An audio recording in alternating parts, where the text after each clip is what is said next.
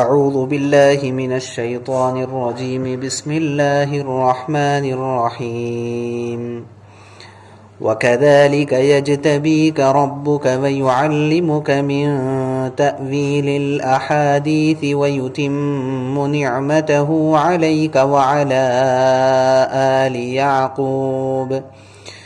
وعلى آل يعقوب كما أتمها على أبويك من قبل إبراهيم وإسحاق إن ربك عليم حكيم صدق الله العظيم. وَكَذَلِكَ يَجْتَبِيكَ رَبُّكَ، اور اسی طرح تمہارا پروردگار تمہیں منتخب کر لے گا. وَيُعَلِّمُكَ مِن تَأْوِيلِ الْأَحَادِيثِ، اور تمہیں تمام باتوں کا صحیح مطلب نکالنا سکھائے گا. وَيُتِمُّ نِعْمَتَهُ عَلَيْكَ، اور تم پر اپنی نعمتوں کو مکمل کرے گا. وعلی آل یعقوب، اور یعقوب علیہ السلام کی آل پر اپنی نعمتوں کو مکمل کرے گا. کما اتمہا علی ابویک من قبل ابراہیم و اسحاق، جیسے اس نے اس سے پہلے حضرت ابراہیم اور حضرت اسحاق علیہم الصلاۃ والسلام جو تمہارے آبا ہیں ان پر اپنی نعمتوں کو مکمل کیا ہے. ان ربک علیم حکیم، بے شک تمہارا پروردگار خوب جاننے والا اور خوب حکمت رکھنے والا ہے.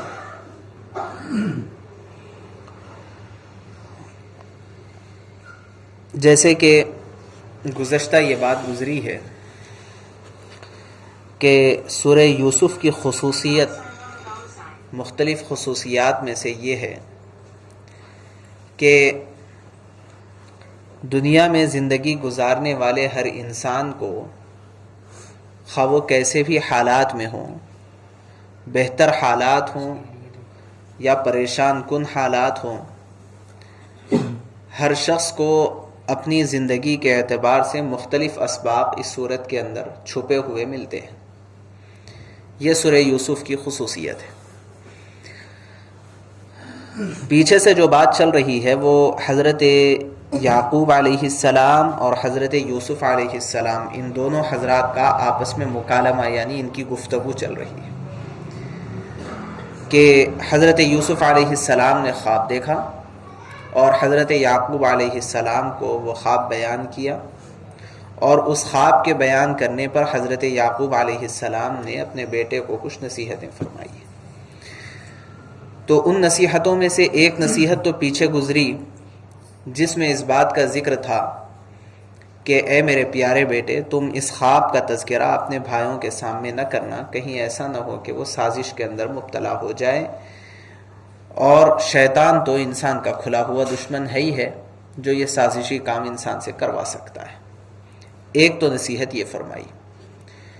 دوسری آیت میں حضرت یعقوب علیہ السلام نے اپنے بیٹے کو کچھ اشارات دیے، اور وہ اشارات میں بات یہاں سے شروع فرمائی. وَكَذَلِكَ، کذالکا کا مطلب یہ ہے کہ جس طرح تمہارا خواب اس بات کا اشارہ دیتا ہے کہ آگے چل کر کے تم ایک ایسے اونچے مقام پر پہنچ جاؤ گے کہ تمہارے تمام کے تمام بھائی اور تمہارے والدین یہ سب تمہاری اطاعت اور فرما برداری کرنے پر مجبور ہو جائیں گے. ایک ایسا مقام تم کو مل جائے گا. تو جیسے اللہ تبارک و تعالیٰ نے یہ بشارت تم کو اس خواب کے ذریعے سے دی ہے، اسی طرح اور بھی چند باتیں ہیں جس کو تمہیں سمجھ لینا چاہیے. اس کے لیے چند اشارات بیان فرمائے، اور وہ ان اشارات میں 3 باتوں کا ذکر اس آیت میں کیا گیا ہے. سب سے پہلی بات یہ یجتبی کا ربک، کہ تمہارا پروردگار تمہارا انتخاب کر لے گا، تمہیں اپنے لیے چن لے گا. یہ اجتباء عربی زبان کا جو لفظ ہے اپنے اندر ایک بہت ہی زیادہ گہرائی رکھتا ہے، بہت ڈیپتھ ہے اس لفظ کے اندر. حضرت رسول اللہ صلی اللہ علیہ وسلم کے ناموں میں بھی ایک نام ہے مجتبی. مجتبی کا مطلب چنا ہوا، منتخب کیا ہوا. اجتباء کے معنی انتخاب کرنا ہے. اجتباءً تمہارا انتخاب کر لے گا تمہارا پروردگار. تو اس سے مراد کیا ہے؟ انتخاب کرنے سے مراد یعنی تمہارے لیے کچھ خاص نظام اللہ تبارک و تعالیٰ بنائیں گے. دراصل اس آیت سے امت کو جو تعلیم دینا مقصود ہے وہ تعلیم یہ مقصود ہے کہ جس شخصیت کے ساتھ اللہ تبارک و تعالیٰ کا اجتبائیت والا معاملہ ہوتا ہے وہ شخصیت اللہ کی جانب سے بہت بڑے احسان میں ہوتی ہے. اجتبائیت کا معاملہ جس کے ساتھ ہوتا ہے اس کے ساتھ اللہ کا بہت بڑا احسان ہوتا ہے. یہ کیا چیز ہے اجتبائیت؟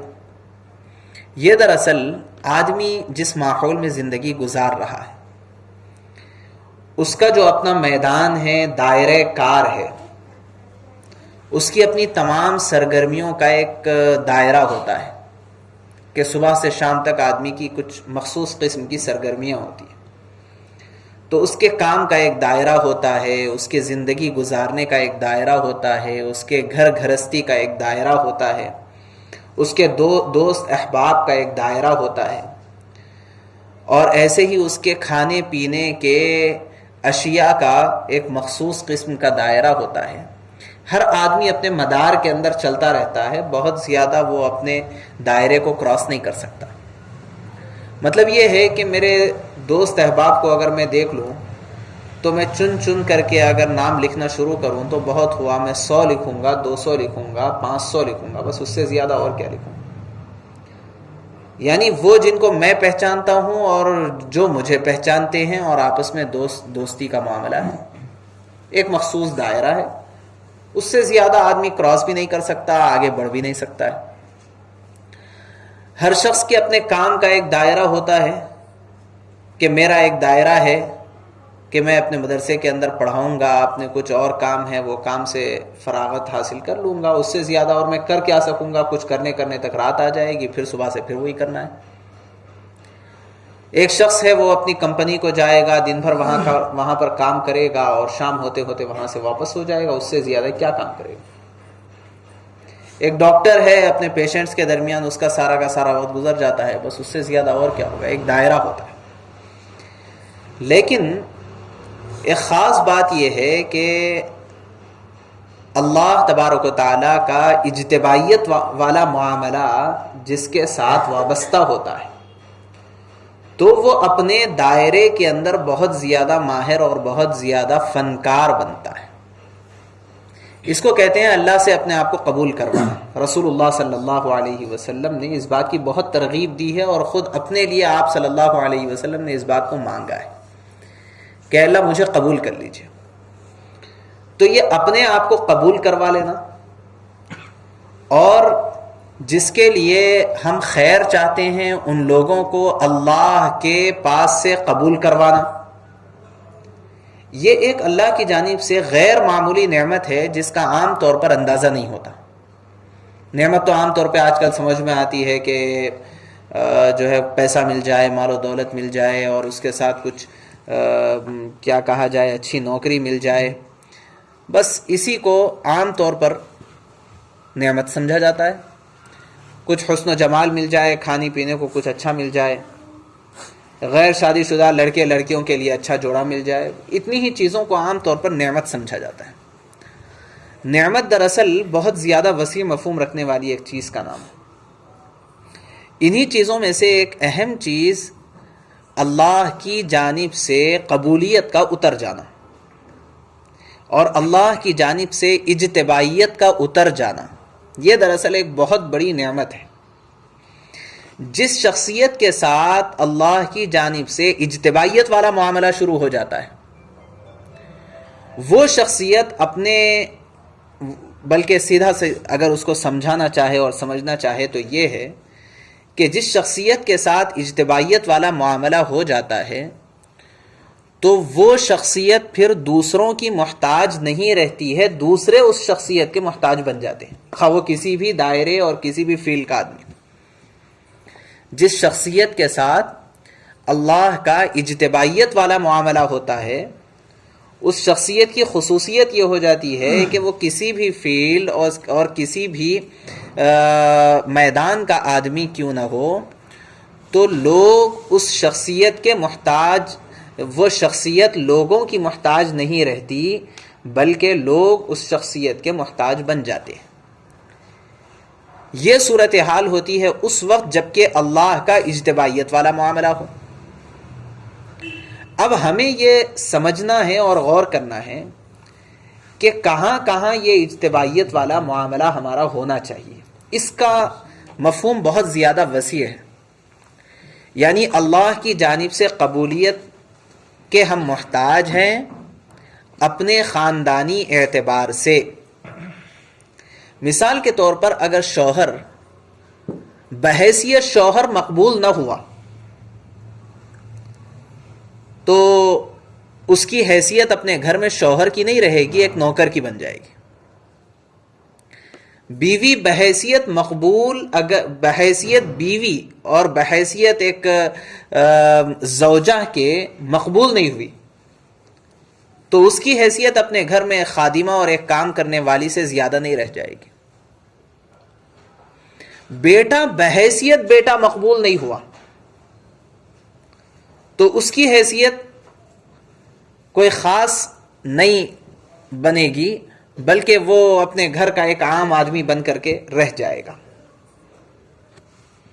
ہم جس میدان میں کام کر رہے ہوں، مثال کے طور پر ہم اسٹوڈنٹ ہیں، بحیثیت اسٹوڈنٹ اگر اللہ کی جانب سے قبولیت ہمیں نہ اتری ہو تو اس کے نتیجے میں ہمارا کوئی امتیاز اپنے تعلیمی میدان میں نہیں پیدا ہوگا۔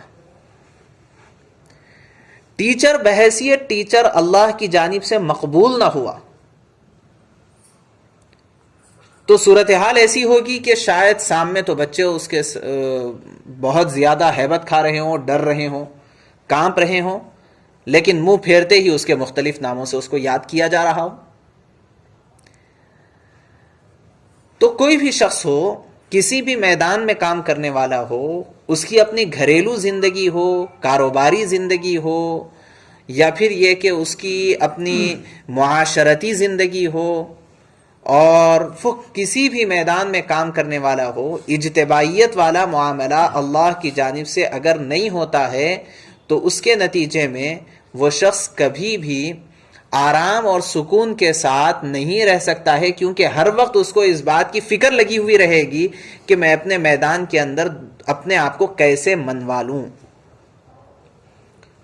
بیوی ہمیشہ ڈپریشن میں رہے گی کہ مجھے تو کوئی قبول ہی نہیں کرتے، میری بات تو کوئی نہیں مانتے۔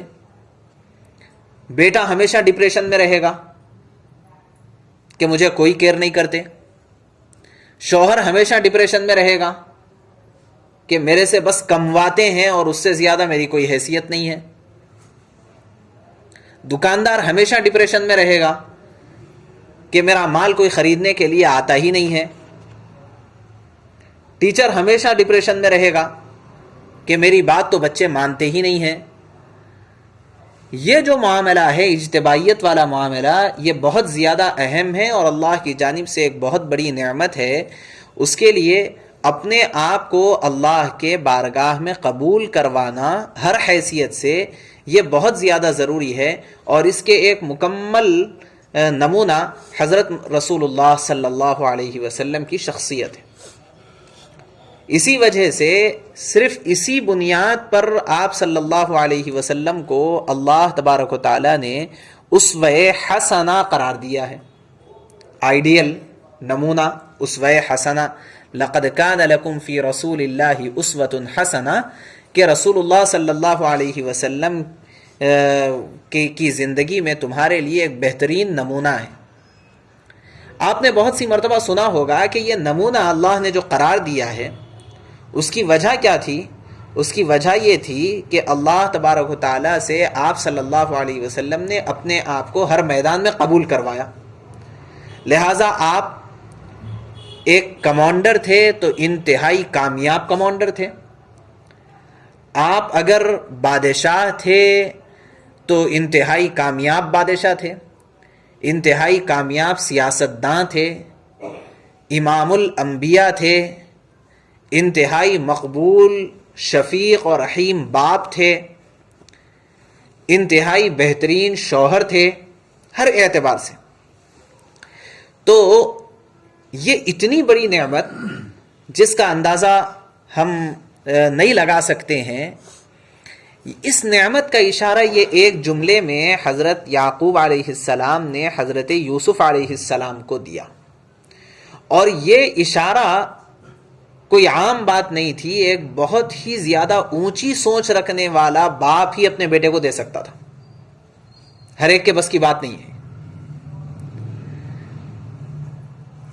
تو سب سے پہلی بات تو یہ، اور دوسرے یہ کہ اللہ نے حضرت یعقوب علیہ السلام کے ان الفاظ کو قرآن پاک میں نازل کر کے قیامت تک آنے والے لوگوں کے لیے اس بات کی اہمیت کا اشارہ دے دیا کہ معاملے اجتبائیت اور اللہ کی جانب سے اجتبائیت اور اللہ کی جانب سے اپنے آپ کو قبول کروا لینا، یہ دراصل انسان کی پوری زندگی میں کامیابی کا نقطہ ہے.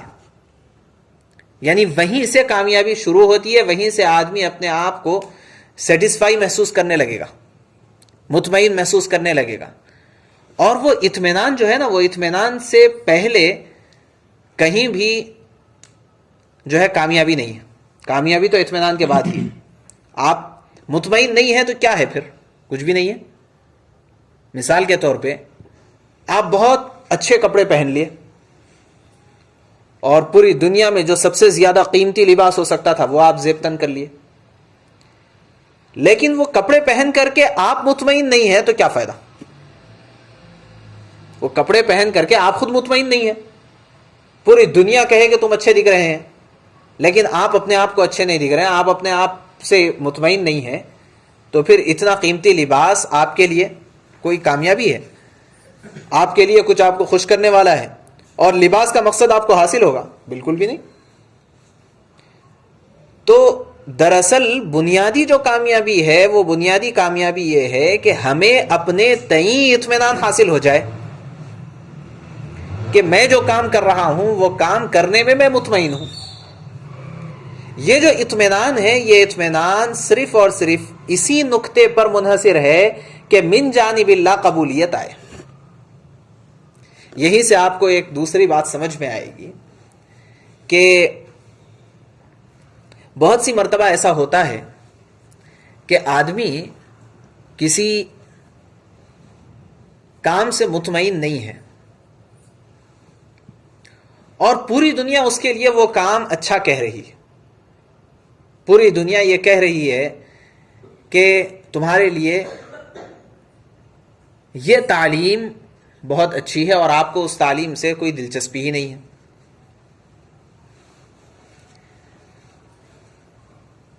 تو ہوا کیا؟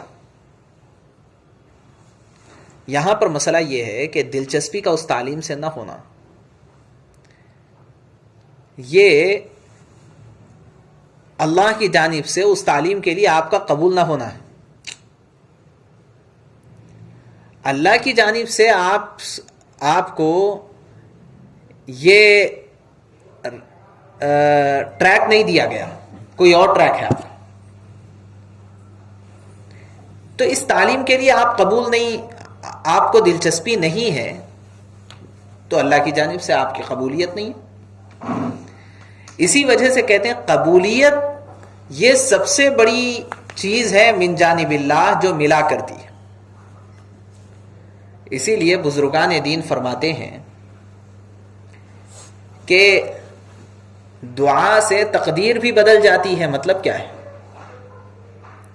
دعا سے تقدیر بھی بدل جاتی ہے، مطلب یہ ہے کہ اگر آپ جس چیز کی دعا مانگ رہے ہیں اگر وہ چیز مقدر ہے آپ کو ملنا تو مل جائے گی، اور اگر آپ کو ملنا مقدر نہیں ہے تو آپ کا دل جو اس پہ نہیں لگ رہا ہے، اللہ آپ کے دل کو پھیر دیں گے اس چیز کی جانب جو آپ کو ملنے والی ہے۔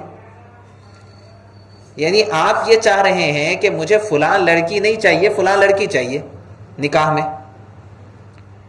تو جو لڑکی آپ کو چاہیے وہ آپ کے لیے خیر نہیں ہے، آپ کی تقدیر میں وہ لڑکی نہیں ہے، مقدر نہیں ہے آپ کا، تو آپ کے دعا کے نتیجے میں وہ لڑکی جو آپ کو مل رہی ہے اس لڑکی کے اوپر اللہ تعالیٰ آپ کے دل کو مطمئن فرمائیں گے۔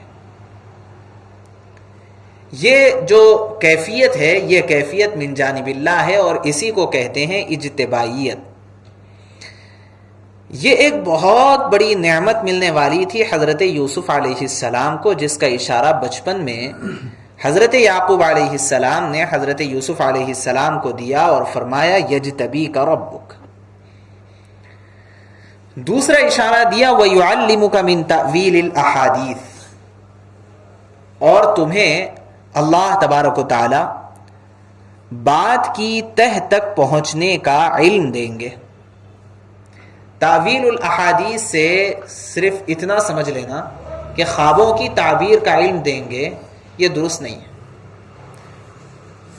اگر یہاں خوابوں کی تعبیر کا علم دیں گے صرف اتنا ہی مراد ہوتا تو فرماتے تعویل الرؤیا، یہ فرماتے، لیکن تعویل الاحادیث کہا گیا ہے، اور ظاہر بات ہے کہ اس کے اندر بھی ایک بہت بڑا مفہوم چھپا ہوا ہے۔ دیکھیے حضرت یعقوب علیہ السلام کی شخصیت ایسی نہیں تھی، اور کوئی بھی بڑے آدمی کی شخصیت ایسی نہیں ہو سکتی ہے جو صرف اپنے بیٹے کے اونچے مقام و مرتبے سے متاثر ہو جائے اور اسی کو سب کچھ سمجھنے لگ جائے کہ بیٹا بڑے مقام پر فائز ہوگا، بیٹا بڑے عہدے پر فائز ہو جائے گا، اور بیٹا جو ہے بڑی ڈگریاں حاصل کر لے گا، اور بیٹا بادشاہ بن جائے گا، تو اس سے بڑی چیز اور کیا ہے۔ یہ دراصل جیسے گزشتہ بات آئی تھی کہ سوچ کے چھوٹے ہونے کی علامت ہے۔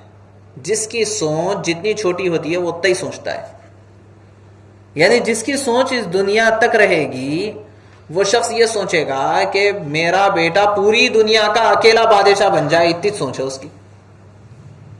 ایک ایمان والے کی سوچ اس دنیا کی حد تک نہیں، جیسے اللہ نے فرمایا ہے، رسول اللہ صلی اللہ علیہ وسلم نے فرمایا ہے کہ اللہ کے سامنے یہ پوری دنیا، زمین و آسمان اور اس کے درمیان کی ساری چیزوں کی مثال ایسی ہی ہے جیسے ایک چٹیل میدان میں چھوٹا سا چھلا پڑا ہوا ہو، اتنی ہی مثال ہے۔ ایسے ہی ایک ایمان والے کی سوچ پوری دنیا اور اس کے درمیان کی تمام چیزوں کے مقابلے میں ایمان والے کے سامنے پوری دنیا، زمین و آسمان اور اس کے درمیان کی ساری چیزیں اتنی ہی رہے گی جتنی ہمارے نبی صلی اللہ علیہ وسلم نے بتلائی ہے کہ وہ ایک چھلے سے زیادہ اس کی حیثیت نہیں رہے گی۔ اس لیے حضرت یعقوب علیہ السلام نے حضرت یوسف علیہ السلام کو جو آگے کے اقتدار اور آگے کے بادشاہت وغیرہ کے حوالے سے بات کی ہے، وہ بہت زیادہ اس سے متاثر نہیں تھے، یہ ان کے سامنے کوئی اہمیت کی چیز نہیں تھی۔ لیکن جو اہمیت کی چیز تھی اس کو اہمیت کے ساتھ آگے بیان فرمایا ہے۔ اس میں ایک ہے اجتبائیت، اور دوسرے ہے تعلیم و تأویل الاحادیث۔ یہ کیا ہے، اس کو سمجھنے کے لیے ایک مثال سمجھیں۔ ایک شخص ہے جو اپنے کسی پروجیکٹ کو کامیاب بنانے کے لیے خوب محنت کرا، پہلی مرتبہ ناکام ہوا، دوسری مرتبہ ناکام ہوا، تیسری مرتبہ ناکام ہوا، 10ویں 20ویں مرتبہ وہ اپنے پروجیکٹ میں کامیاب ہوا۔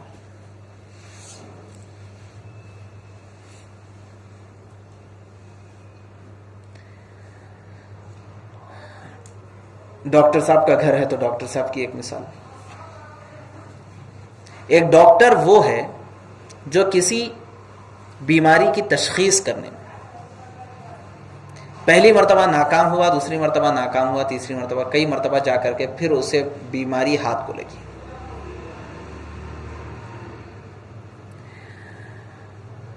آپ کے سامنے کوئی اپنے گھر کا جھگڑا لے کر کے آئے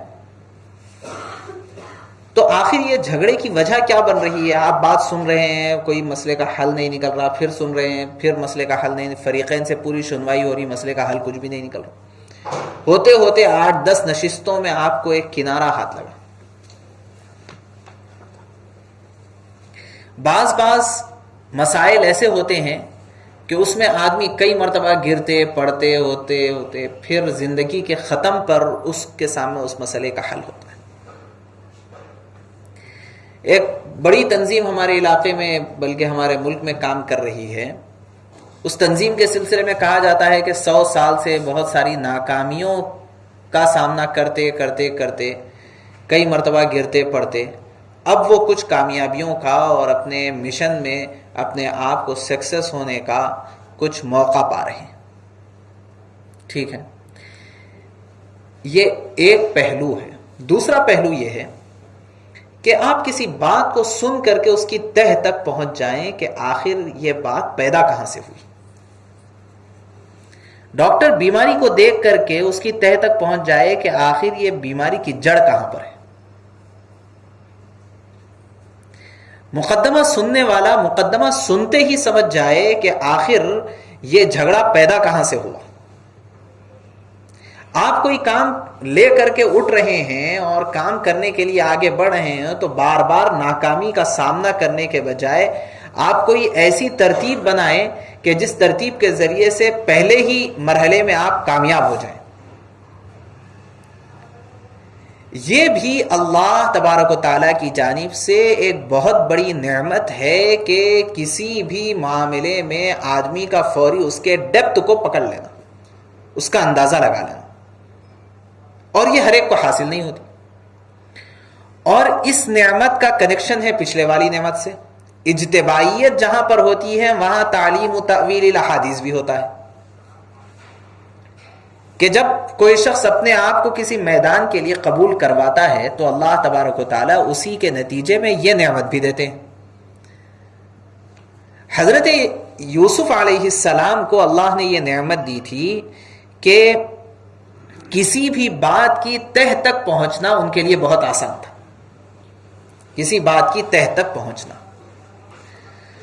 اور اگر آپ اندازہ لگائیے کہ یہ نعمت ایک طالب علم کو مل جائے، ایک اسٹوڈنٹ کو یہ نعمت مل جائے، تو جو آج کل رٹا مارا جا رہا ہے اور آج کل بہت ساری کوششیں اور محنتیں کسی تعلیم کے لیے کی جا رہی ہے، آپ تھوڑا امیجن کریے کہ اس کی ضرورت رہے گی کیا اتنی.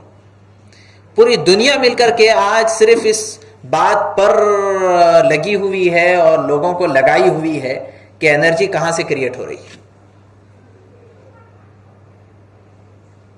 شاید آپ سمجھ رہے ہوں، پوری دنیا مل کر کے محنت کر رہی ہے، انرجی کہاں سے کریٹ ہو رہی ہے، کہاں سے بن رہی ہے انرجی. اور جاتے جاتے جاتے وہ یہاں تک پہنچے ہیں کہ بھئی فین چل رہا ہے تو فین کرنٹ سے چل رہا ہے اور کرنٹ وائروں کے ذریعے سے آ رہا ہے اور وہ بن رہا ہے کوئلے کے ذریعے یا پانی کے ذریعے اور پانی زمین سے نکل رہا ہے وغیرہ وغیرہ. ہوتے ہوتے آگے کہاں جو آخری اس کا نقطہ ہے سوائے اس کے اور کیا ہے کہ اللہ کی قدرت، اس کے آگے کیا ہے؟ یہ ہے تعلیم و تأویل الاحادیث کہ ایک سائنس پڑھنے والا بچہ سائنس کے ہر فارمولے سے وہ ڈائریکٹ پہنچے گا اللہ تبارک و تعالیٰ کی قدرت پر، ڈائریکٹ پہنچے گا. اور جس کو یہ نعمت حاصل نہیں ہوتی ہے وہ اس سے محروم رہے گا. اب جو آخری کنارے کو پکڑ رہا ہے اس کے لیے اس کے پہلے کے پورے کام آسان ہیں، اس سے پہلے کے پورے کام آسان ہیں جو آخری کنارے کو پکڑ رہا ہے. اب یہ کہ اصل حقیقت میں یہ بات کہاں سے پیدا ہوئی ہے، کیا ہوا ہے، یہ مسئلے کے اندر گہرائی کتنی ہے اور کیا کیا مراحل سے یہ معاملہ ہو کر کے آ رہا ہے. مثال کے طور پر ایک واقعہ ابھی کچھ دن پہلے سامنے آیا.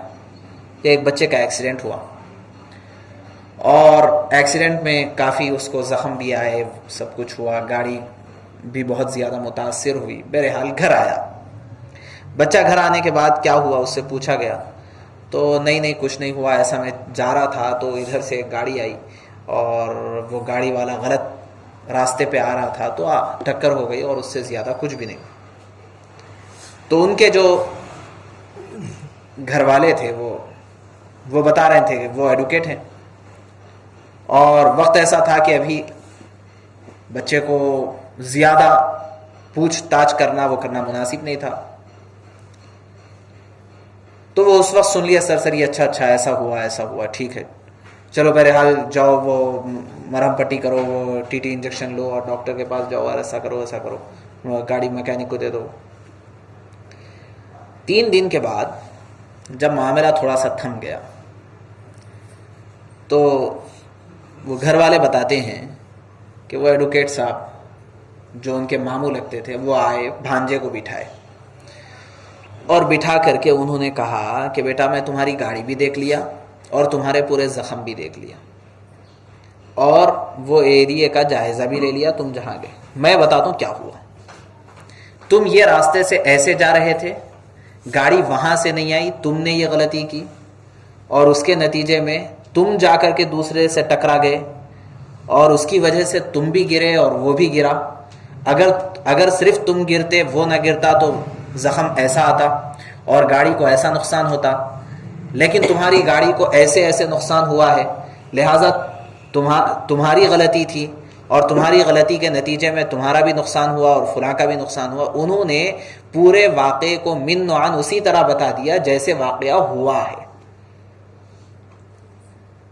اب جب بتایا تو بیچارہ وہ بھانجا وہ مجبور ہو گیا اس کی تصدیق کرنے پر، کیونکہ جیسے ہوا تھا واقعی انہوں نے ویسے بتا دیا. بات کیا ہے کہ دراصل یہ اللہ تبارک و تعالیٰ کی جانب سے ایک علم ہے کہ معاملے کی تہ تک پہنچنا یہ ہر آدمی کو اس کے میدان کے حساب سے اللہ تعالیٰ دیتے ہیں.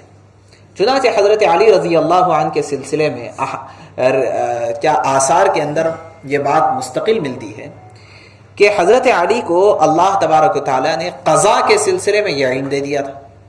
قضاء کے سلسلے میں فیصلے کرتے تھے، اور ایسے عجیب فیصلے اور ایسے مشکل مسائل کو اتنا آسانی کے ساتھ حل کرتے تھے کہ جس کی نظیر اس کے بعد سے آج تک نہیں ہے. یہ حضرت علی رضی اللہ عنہ کو اللہ نے فن دیا تھا.